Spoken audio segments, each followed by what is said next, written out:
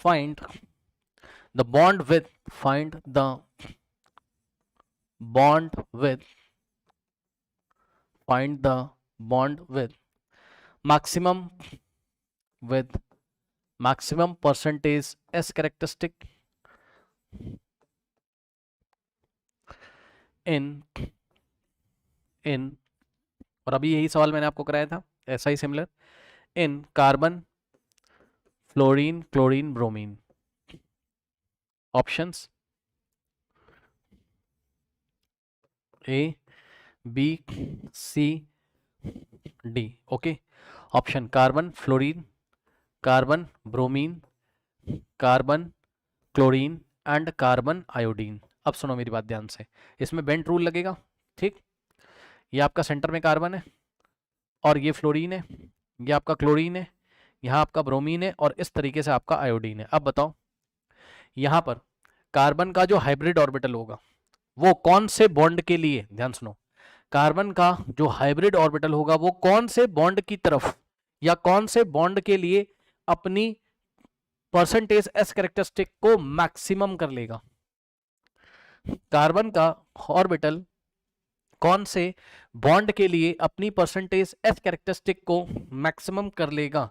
तो जवाब है अकॉर्डिंग टू बेंट रूल उस बॉन्ड के लिए ये अपनी परसेंटेज एस कैरेक्टरिस्टिक को मैक्सिमम कर लेगा जिस बॉन्ड में बैठा हुआ टर्मिनल एटम की इलेक्ट्रोनेगेटिविटी सबसे कम होगी। यही पढ़ाया गया था। परसेंटेज एस कैरेक्टरिस्टिक कम कब होगी? जब मोर इलेक्ट्रोनेगेटिव एटम होगा। इसका मतलब लेस इलेक्ट्रोनेगेटिव एटम होगा अगर, तो परसेंटेज कैरेक्टरिस्टिक अगर क्या होगा? लेस इलेक्ट्रोनेगेटिव टर्मिनल एटम अगर होगा, ठीक, तो परसेंटेज कैरेक्टरिस्टिक कैसी होगी? एस कैरेक्टरिस्टिक कैसी होगी? परसेंटेज एस कैरेक्टरिस्टिक कैसी होगी? मैक्सिमम होगी। ठीक, परसेंटेज एस कैरेक्टरिस्टिक कैसी होगी? मैक्सिमम होगी। ठीक,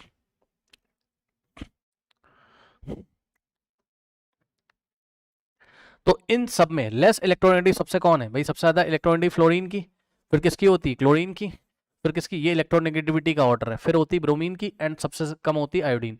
तो सबसे कम इलेक्ट्रोनेगेटिव किसकी होती? आयोडीन की। इसलिए ये वाला जो बॉन्ड है यानी कि सी और आई वाला जो बॉन्ड है, यहां पर परसेंटेज एस कैरेक्टरिस्टिक क्या होगी? मैक्सिमम होगी। परसेंटेज एस कैरेक्टरिस्टिक क्या होगी? मैक्सिमम होगी। So option D is the correct option. Option D is the correct option. Okay, now अब थोड़ा सा ध्यान से चेक करिए, इसको मैं थोड़ा आपको एक्सप्लेन भी करता हूँ ऐसा होता क्यों है, ऐसा होता क्यों। वापस यहाँ पर आते हैं, ध्यान से चेक करो, वापस यहाँ पर आते हैं, इसको थोड़ा समझ लीजिए इन दोनों पॉइंट को। देखिए मोर इलेक्ट्रोनेगेटिव एटम होगा अगर, ठीक, एक बात तो आप ये समझ लो कि परसेंटेज एस कैरेक्टरिस्टिक ज्यादा होने का क्या मतलब है। इंपॉर्टेंट बात है, ध्यान से सुनिएगा। परसेंटेज एस कैरेक्टरिस्टिक ज्यादा होने का क्या मतलब है? परसेंटेज एस कैरेक्टरिस्टिक ज्यादा होने का मतलब है कि सेंट्रल एटम की, कुछ लोग नहीं समझ रहे हैं, सुनो ध्यान से भाई, ये तुम्हारा सेंट्रल एटम है और ये सेंट्रल एटम के हाइब्रिड ऑर्बिटल है, ऐसे करके, ठीक। तो जिस सेंट्रल एटम का हाइब्रिड ऑर्बिटल मान लो ये 1 है, ये 2 है, ये 3 है ना, और ये 4th है। मान लो कह रहे हैं कि ये जो 4th ऑर्बिटल है, ये जो 4th हाइब्रिड ऑर्बिटल है इस सेंट्रल एटम का, मान लो यहाँ पे परसेंटेज एस कैरेक्टरिस्टिक ज्यादा है, मान लो, तो यहाँ पे परसेंटेज एस कैरेक्टरिस्टिक ज्यादा होती ना, सुन लो, उस साइड के लिए सेंट्रल एटम की इलेक्ट्रोनेगेटिव, उस डायरेक्शन में सेंट्रल एटम की इलेक्ट्रोनेगेटिविटी ज्यादा हो जाती है, उस डायरेक्शन में सेंट्रल एटम की इलेक्ट्रोनेगेटिविटी भी क्या हो जाती है? ज्यादा हो जाती है। मतलब समझना, मतलब समझना, ये जैसे कि मैं आपको दो हाइब्रिड ऑर्बिटल से एक्सप्लेन करने की कोशिश कर रहा हूं, ध्यान से सुनिएगा, ध्यान से सुनिएगा, खास बात है। देखिए मान लो, बस आप दो ऑर्बिटल से समझो, ज्यादा नहीं, आप दो ऑर्बिटल से समझो, 1 और 2 से, ठीक। देखिए ये सेंट्रल एटम है और सेकंड ऑर्बिटल की परसेंटेज कैरेक्टरिस्टिक मान लीजिए क्या है? मान लीजिए सेकंड ऑर्बिटल की परसेंटेज कैरेक्टरिस्टिक क्या है? जरा भैया ध्यान समझना, इसकी सेंट्रल एटम की जो परसेंटेज एस कैरेक्टरिस्टिक है वो क्या है? यहाँ पर मोर है। मोर के लिए मैं ऐसा निशान लगा देता हूं, ज्यादा है, ठीक। और percentage S characteristic first orbital के लिए लेस है, ये वाले हाइब्रिड ऑर्बिटल के लिए सेंट्रल एटम की परसेंटेज एस कैरेक्टरिस्टिक इस हाइब्रिड ऑर्बिटल में क्या है, लेस है। मतलब समझो, मतलब कि जब ये सेंट्रल एटम इस डायरेक्शन में, अब यहां पे कोई एटम बैठा होगा, समझ जाना समझ जाना समझ जाना जरा ध्यान से। मान लो मुझे अगर फ्लोरीन और आयोडीन को लगाना हो तो फ्लोरीन कहाँ लगेगा, पता है फ्लोरीन कहाँ लगेगा? ध्यान सुनना भाई, ध्यान से सुनना, ध्यान से सुनना, देखो देखो देखो। मान लो मुझे फ्लोरीन को लगाना है एंड मुझे आयोडीन को लगाना है, तो फ्लोरीन कहाँ बैठेगा? फ्लोरीन आपका मोस्ट इलेक्ट्रोनेगेटिव एलिमेंट होता है और आयोडीन की इलेक्ट्रोनेगेटिव उससे कम होती है। फ्लोरीन कहाँ बैठेगा बताओ? मतलब फ्लोरीन इधर बॉन्डिंग करेगा ये वाले हाइब्रिड ऑर्बिटल में सेंट्रल एटम के, या इधर? तो जवाब है फ्लोरीन खुद ही इलेक्ट्रोनेगेटिव है, तो जिधर लेस परसेंटेज एस कैरेक्टरिस्टिक होगी उधर इधर फ्लोरीन बैठेगा, ठीक, और इधर बैठेगा आयोडीन। क्यों सर? अब ध्यान से सुनना, सेंट्रल एटम की अगर परसेंटेज एस कैरेक्टरिस्टिक जहां पे ज्यादा थी, एस परसेंटेज कैरेक्टरिस्टिक ज्यादा होने का मतलब है कि सेंट्रल एटम की उस डायरेक्शन में इलेक्ट्रोनेगेटिविटी भी ज्यादा है। भाई ध्यान से सुनो, तो यहां पर जब बॉन्डिंग हो रही होगी तो अब ध्यान सुनना, सेंट्रल एटम की एस कैरेक्टरिस्टिक यहां ज्यादा है तो सेंट्रल एटम भी इलेक्ट्रॉन क्लाउड को खींचेगा।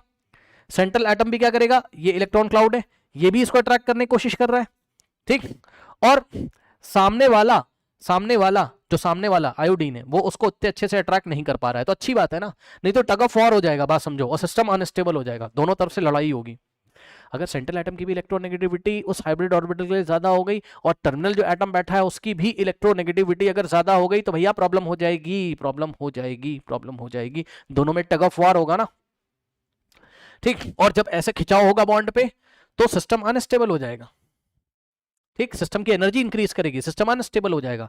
तो इसीलिए क्या होता है, ध्यान सुनो, जैसे ही मोर इलेक्ट्रोनेगेटिव एलिमेंट आने लगता है कहीं पर, ये मोर इलेक्ट्रोनेगेटिव एलिमेंट आने लगता है कहीं पर, तो उसके लिए सेंट्रल एटम क्या करता है, अपने हाइब्रिड ऑर्बिटल की एस परसेंटेज कैरेक्टरिस्टिक डिक्रीज कर लेता है। ऐसा करने से क्या होता है, S percentage S characteristic decrease करने का मतलब ये है कि इलेक्ट्रोनेगेटिविटी भी क्या हो जाती है, डिक्रीज। ये बात याद रखिएगा, क्या ये बात याद रखिएगा हमेशा, क्या कि परसेंटेज एस कैरेक्टरिस्टिक जितनी ज्यादा इलेक्ट्रोनेगेटिव उतनी ज्यादा, ठीक, परसेंटेज एस कैरेक्टरिस्टिक जितनी कम इलेक्ट्रोनेगेटिव उतनी कम।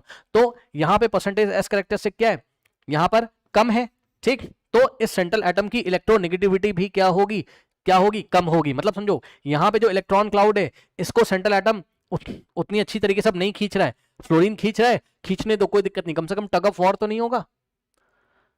तो ये आई थिंक आपको मेरी बात समझ में आई होगी, इसीलिए बेंट रूल में ये बात आपको बोली गई है। अब आपने देखा क्या कि मैक्सिमम परसेंटेज एस कैरेक्टरिस्टिक किसकी, सेंट्रल एटम के हाइब्रिड ऑर्बिटल की कहां मिलेगी, यहां पर मिलेगी, ठीक, यहां पर आपको परसेंटेज एस कैरेक्टरिस्टिक क्या मिलेगी, मैक्सिमम मिलेगी, किसकी, सेंट्रल एटम की। क्यों? क्योंकि यहां पर आयोडीन बैठा है जो कि लीस्ट इलेक्ट्रोनेगेटिव है, इन चारों में लीस्ट इलेक्ट्रोनेगेटिव है। टग ऑफ वॉर नहीं होगा भाई, यहां पर टग ऑफ वॉर नहीं होगा, क्योंकि अब इलेक्ट्रॉन क्लाउड को कौन खींचेगा, केवल ये कार्बन, ये नहीं खींच रहा है, दोनों में लड़ाई नहीं होगी, अरे ऐसे समझो आप, ठीक, ठीक, तो ये चीज है, ओके। अगर आप गलती से ऐसा कर देते क्या कि यहां पर परसेंटेज एस कैरेक्टरिस्टिक ज्यादा कर देते तो भैया एक तो फिर कार्बन, भाई परसेंटेज कैरेक्टरिस्टिक ज्यादा करने का मतलब है कि इस डायरेक्शन में कार्बन की इलेक्ट्रोनेगेटिविटी ज्यादा हो जाएगी, इस डायरेक्शन में, ठीक, तो ये भी इलेक्ट्रॉन खींच रहा है और फ्लोरीन तो खींच ही रहा है, यहां टग ऑफ वॉर हो जाएगा, प्रॉब्लम हो जाएगी। आई थिंक आपको मेरी बात समझ में आई होगी, ठीक, आई थिंक आपको मेरी बात समझ में आई होगी, ठीक। ये रूल नंबर 1 था बेंट रूल का, जो मैंने आपको समझाया।